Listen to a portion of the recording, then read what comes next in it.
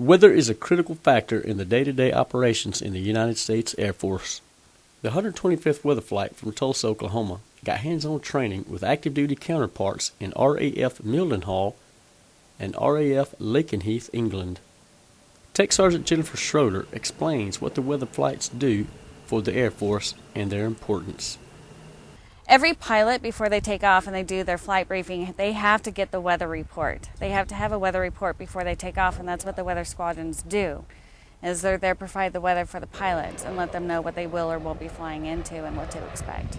It's amazing. I mean, how can it not be? I get to go and see how refuelers are working and the weather that they use for it. I get to learn their missions that they do and how they brief their pilots, and I can take all that experience back. Plus, I've looked at the programs that they use and the products that they give to their units, and I'm going to be able to incorporate that back and get our members on board with it as well. Training with active duty Air Force is vital to upcoming missions and how the 125th Weather Flight interacts with active duty personnel.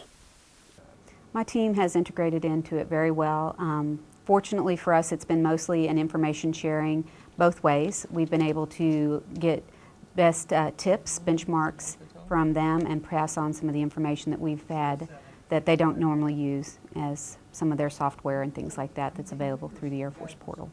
Being able to interact with not just one weather flight but two.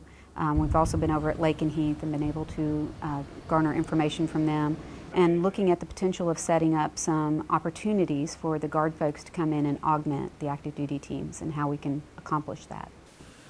The Citizen Airmen of the 138th Fighter Wing once again deliver support to active duty counterparts and in return receives critical training for future missions.